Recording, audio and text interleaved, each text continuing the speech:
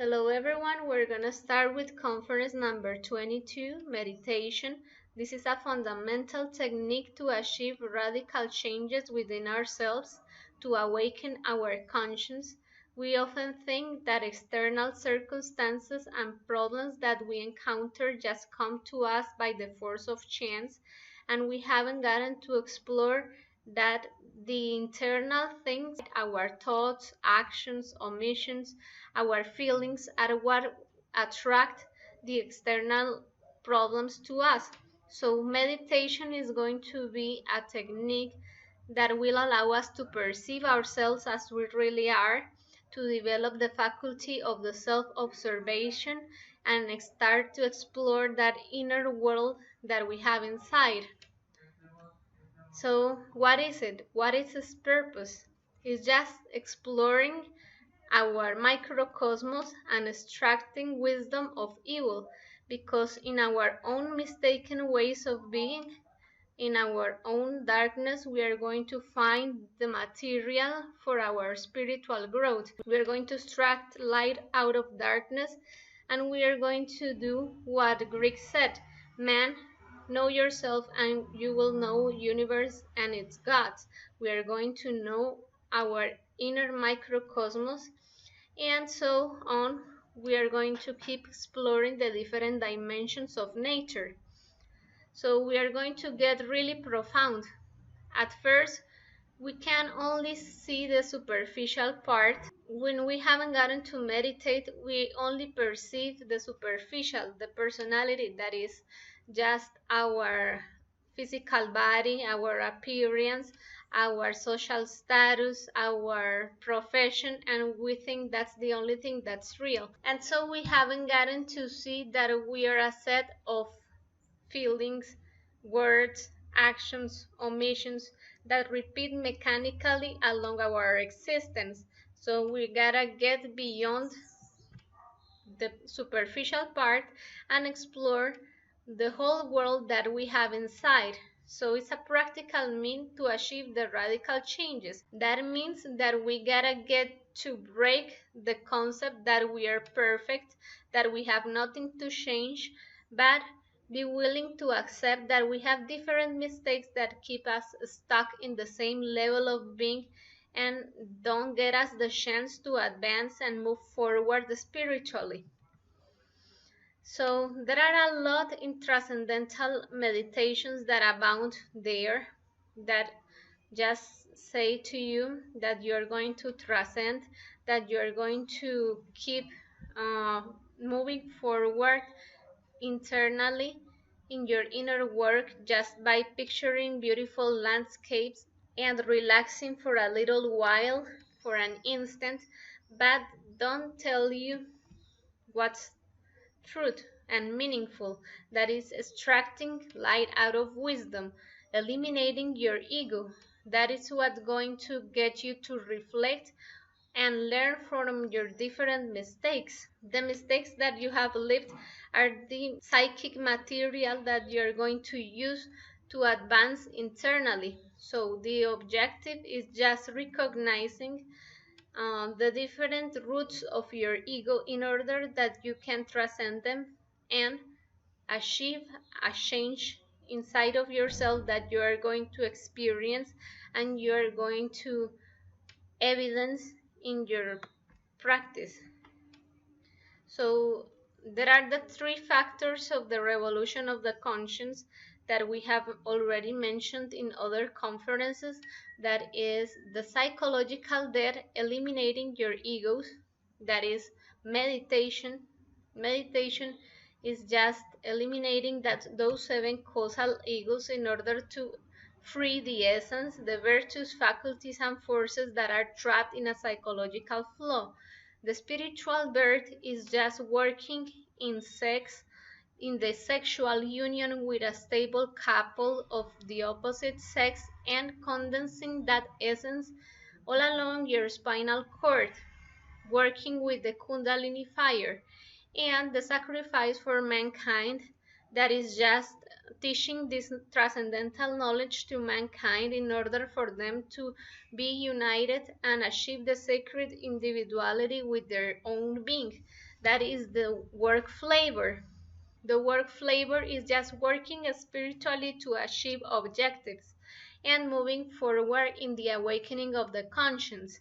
But when you are totally identified with your superficial part, with the appearances, with the imitation, you're just stuck in the personality of doing what everyone wants to do, of just fitting in, of being accepted, of identifying with your psychological flaws. For instance, if you have the defect of the vanity, you're just going to want to be with people that want to exhibit themselves and be proud of their physical appearances.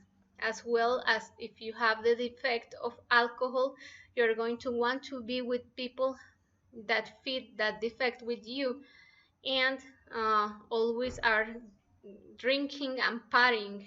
So that is the flavor of life, identifying with all your psychological flaws and fitting them. For instance, if you are angry, you're going to get in trouble and look for someone to fight with in order to fit that psychological flaw. So that fascination for the personality's toys. Let's remember that personality is an electromagnetic vehicle through which we are going to feed ego. So we're going to use that external part that we have in order to associate with different people that want to fit the same psychological flaws that we have. And we complain then of the different circumstances externally that come to us. But the thing is that we attract them to us by the force of ego. We are going to learn how to escape from that life flavor in order to get to meditate and dissolve our ego. Something that is going to be difficult for us when we meditate is escaping the habit to blame others. If we blame others and criticize them, we are not going to be able to develop the faculty of the self-observation. We need to be able to judge ourselves critically, not to feel guilty about our own mistakes, but just to recognize how are we messing up, how we keep repeating the same mechanical instincts, the same conducts, behaviors that attract to us misfortunes or difficult circumstances that don't let us advance. So the common mistake of blaming others is going to be something that stuck us in the psychological work because we cannot develop the faculty of the self-observation when we are pointing at other people to see their psychological flaws. We are going to have to accept that we only have the power of changing our inner world, but we cannot change other people's lives and behaviors. So the purpose is achieving a conscious will, working to resist our own desires, low pleasures, instincts, and mechanical behaviors. For instance, if you have the problem of the adultery, you're going to see that there are different egos of lust that drive you towards the mechanical impulse of looking at people that are not your couple. So those instincts and mechanical desires, you gotta self-observe them in order to dissolve them. And if you keep looking at other people thinking that they are the adulterous, well, you're not going to get to observe your different adulterous behaviors and get to change them. So the different scenes of our life are going to be the psychological material for meditation. You just have to get to remember what happened to you when you fed a psychological flaw in order to study all the reactions, impulses, mechanical desires, and instincts that you fed in that moment and get to eliminate them. Let's suppose that this was the situation in order to explain how to do the meditation technique. Let's suppose that we had a couple arguing, we fed the psychological defect of alcohol, and we ended up crashing the car. So if I meditate on that scene, I'm gonna analyze, for example, in this scene, the effect of jealousy. I was complaining because I thought that my couple was staring at other person with desire, was having lustful feelings for another person. So I complained at him and we got to fight. So I'm going to study the defect of jealousy. Why do I have the fear of losing my couple? Why do I think my couple is staring at other person and having desire for the physical body of that person? Why do I have those mechanical thoughts of adultery that repeat in my imagination? So I'm going to beg my Divine Mother to eliminate me those impressions one by one in order to transcend the defect of jealousy. Then, with the defect of alcohol, I'm gonna study why do I want to fit that psychological flow every time I have a difficult circumstance? Why do I want to evade my problems just drinking? And I'm going to beg my Divine Mother, eliminate me this ego that wants to forget about everything, drinking and evading the situation, and so on. Things are going to change. You are not longer going to have the same recurrence. You're no longer going to have the same problem that repeats once and over again in your life. You're going to transcend. That means you're going to change the line of your destiny. So we're gonna have different problems and different tests that come to us in order to see if we have awakened enough our conscience.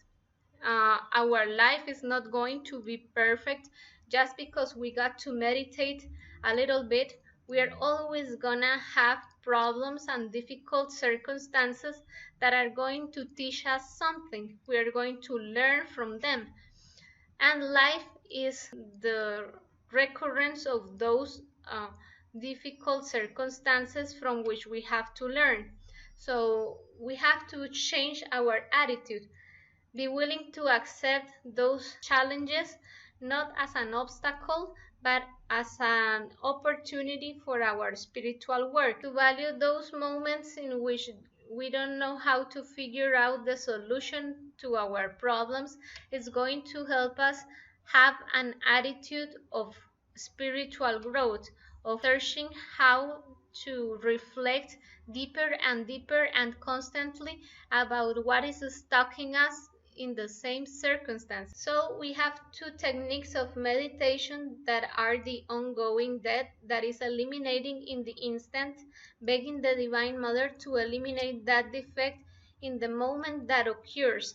So if you're driving by and you get stuck in traffic and you see that it's moving the defect inside of you of impatience, that you want to insult, to shout, to scream through the window of your car, you're going to get to eliminate in that moment, in that same instant, Divine Mother, eliminate me this ego of impatience, of insulting, and in that moment it is going to be the practice of dissolving the ego in the present.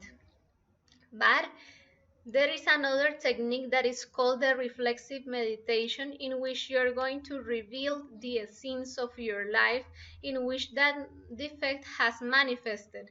So for that practice, you need to search for a quiet place in which you're going to reflect, in which you're going to remember the different scenes of your life. Then you're going to do the conjuration of Belilin and magic circle in order to enclose the place in which you are, not to get distracted by the force of ego. Then you do an appeal to your Divine Father and Mother in order for them to guide the practice. Then you're going to do a relaxation of the physical body, inhaling and exhaling. You're going to relax your emotional part, and the mental part, you're going to relax in hearing all the sounds that you can hear, from the closest to the farthest sound, and then coming back from the farthest sound to the closest sound.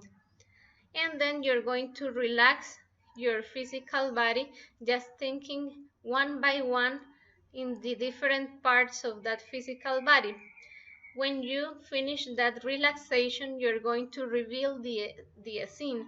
You can use the mantra Raum Gaum, or you can just think and remember about those scenes of your life one by one. Then you're going to perceive the different details, the different psychological flaws that manifest, judge them. Why did I do that? What was the reason to behave that way? Is this truthful, useful, and fair?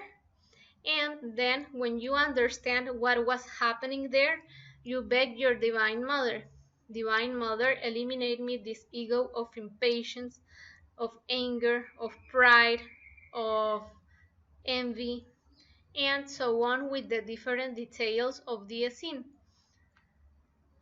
This way, you're going to awaken your conscience and free the different virtues, faculties, and forces that are trapped in your psychological flaws. The key is not to identify with the scene, not judging the other person, not imagining mechanically once and over again what happened, but eliminating, transcending, and understanding the effect. Do not justify yourselves.